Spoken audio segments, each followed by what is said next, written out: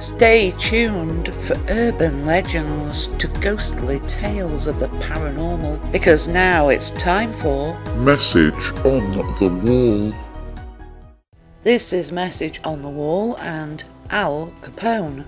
One may expect the most famous mob boss, Al Capone, to haunt many places, and so some do claim his ghost, such as Alcatraz, where he was incarcerated for around 4.5 years as part of his sentence, not for murder, but tax evasion. With not filing any income, in 1932 Al Capone was charged with tax evasion, and when his attempts to rig the jury failed, he was found guilty on 5 counts of failing to file tax returns. He was sentenced to 11 years in prison, the longest sentence ever imposed at that time, and not forgetting the fines that amounted to $50,000, plus court fees coming to over $30,000. Being refused bail, Capone spent his time at Cook County Jail until his transfer to begin his sentence at Atlanta U.S. Penitentiary in Georgia, that was noted for its tough regime. But Capone was a celebrity and soon got privileges, having his cell furnished with a mirror, typewriter, rugs on the floor, and plenty of reading material in the form of a set of Encyclopedia Britannica. Word soon spread that Capone was running the prison and having enemies in high places, and you can't get much higher than the President of the United States. Herbert Hoover wasn't going to make it easy for him.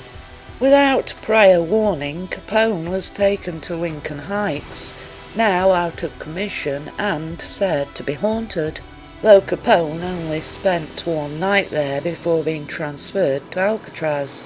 This was something totally different. Capone had only been in prison once before, and that was when he had been set up. A meeting that included Luciano and other mobsters brought Capone out of his safe haven of Chicago to Philadelphia. Less than 24 hours later, he was arrested. Having gone to see a movie, 2 detectives were outside waiting for him. He was arrested and charged with carrying a concealed weapon. Capone was sent to the East State Penitentiary, where he remained incarcerated for 8 months, along with privileges and even silk sheets. The prison is now a museum with many paranormal investigations having taken place.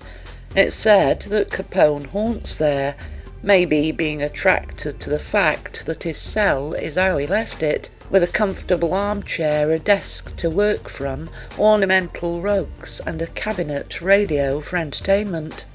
He expected, and got, similar privileges at Atlanta, where he assumed he would be serving out his sentence before being released on good behaviour. Capone landed on the Rock on August the 22nd, 1934, and did not leave until January the 6th, 1939. He soon found that in this hostile environment that he wasn't going to get any privileges, with Warden James Johnston making it quite clear that he wouldn't be treated any more differently than any other inmate. Alcatraz left prisoners very isolated, with letters not only being censored but typed out and given to the prisoners in case hidden messages were secreted on the paper, or in some cases the paper was soaked in drugs. Visitors were only allowed once a month with no physical contact, and all conversations being monitored. Inmates followed a strict and mundane routine that was carried out without change for decades. They would be woken at 6:30 a.m. They then had 25 minutes to tidy their cell before standing to be counted. The tiers of cells would then be opened and prisoners marched in line to the mess hall, where they had 20 minutes to eat before being lined up for work duty. Counts would take place regularly so that inmates could be tracked. Those not being in the severely inhumane isolation blocks would spend the rest of their time in their cells, where they would have their evening meal, and to help relieve the boredom, there was reading. There had been attempts on Capone's life when he was a free man, and so being holed up in Alcatraz without bodyguards made him an even easier target. He was often harassed, and a number of attempts were made on his life, one time being stabbed with a pair of shears, leading to a week in the hospital wing.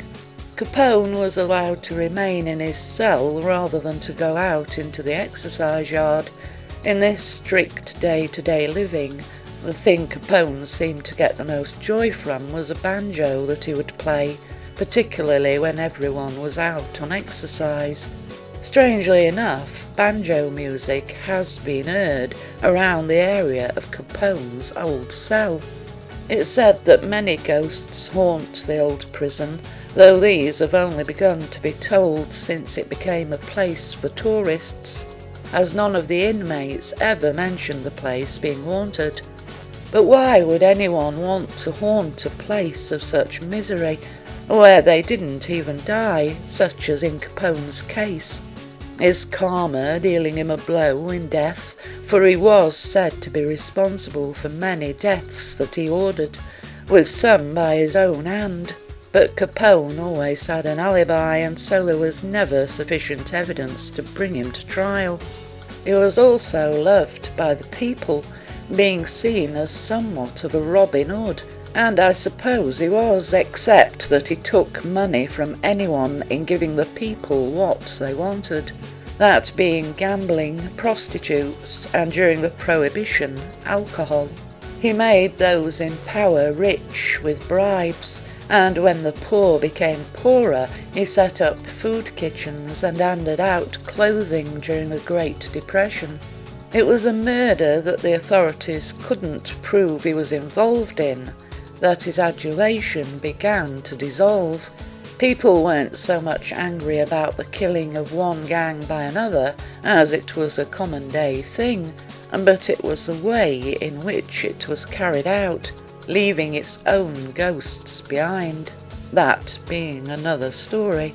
It was on St. Valentine's Day in 1929 that 7 men were cut down in cold-blooded murder, and the most obvious culprit was Al Capone, who obviously was nowhere near the place, but it was done on his orders.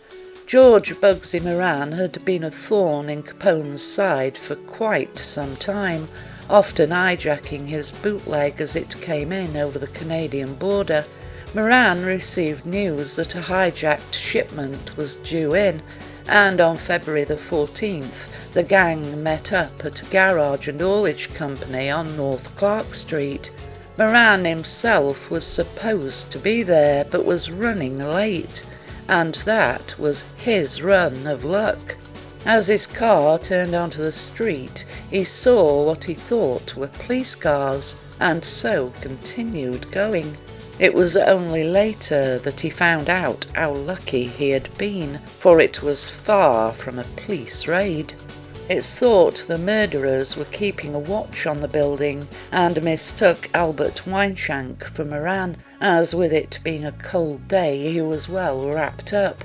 2 uniformed police officers and 2 plainclothes men entered the garage, and with raids not being unusual, Albert Weinshank, Peter Gussenberg and his brother Frank took their position against the back wall of the garage, along with Moran's second-in-command and brother-in-law Albert Kashelek and Moran's bookkeeper Adam Ayer, who was presumably there to pay for the bootleg. And to add to this were 2 more or less innocent civilians. 29-year-old Reinhard Schwimmer just liked to hang out with gangsters, a sort of groupie that enjoyed the excitement of a world that got him killed, as he too was ordered to get up against the wall. And lastly was John May, a mechanic at the garage who was working on a vehicle, having his dog Highball tied to the bumper of a car. Then out on the street, gunfire was heard, as 2 submachine guns and a shotgun set off round after round of shots. When the fake policeman departed, they thought they had left only one witness, and that was Highball. When the real police came, there was still one of the men alive, Frank Gussenberg, who, riddled with 14 bullets, knew his chances of survival was virtually zero. He died 3 hours later, refusing to make a statement in honouring the code of silence. Bugsy Moran instantly pointed the finger of blame at Al Capone, who at the time was in Florida. There are those that say Alcatraz broke Capone. Having contracted syphilis, it went untreated, at least while he was in Alcatraz, but since February the 14th, 1929, there was something else that terrorised Al Capone. Often his men would burst into his bedroom in the middle of the night at the Lexington Hotel, thinking there was an assassination attempt, only to find Capone raving about a ghost that wouldn't leave him alone. Although Capone always publicly denied any involvement in the St. Valentine's Day massacre, the ghost that would give him no peace was one of the slain men, Moran's brother-in-law Keshelek, who was better known by the name James or Jimmy Clark.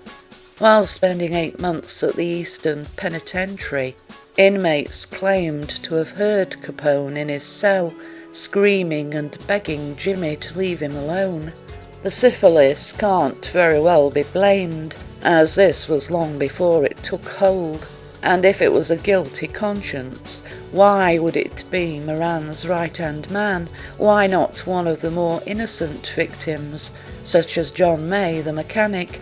And why, if it was out of guilt, would it be just one, when there were hundreds of victims staining Capone's hands? One evening, one of Capone's men entered his room and saw a dark figure by the window that ducked behind the curtain. Yet when a search was made, no one was there, with Capone telling them it was Jimmy Clark. He even contacted a psychic named Alice Britt, but she didn't manage to exorcise a spirit that was said to have followed Al Capone to his grave. Having spent a year in the hospital wing of Alcatraz, on January the 6th, 1939, Capone was transferred to Terminal Island Prison and from there was released on parole just over 11 months later. After a stay in a Baltimore hospital, he went to live a reclusive life at the home he had bought in 1928, 39 Palm Avenue at Palm Beach, an island just off Miami. There are rumours, probably because that is where he died, that he haunts the house. He remained there with his health failing, later being taken out in a wheelchair, only to be taken back indoors when attracting curiosity seekers. Alphonse Gabriel Capone died on January the 25th, 1947, just 8 days after his 48th birthday. And that is Al Capone from Message on the Wall. You have been listening to Message on the Wall, brought to you in association with Paranormal Parodies. You can find Paranormal Parodies at paranormal-parodies.com.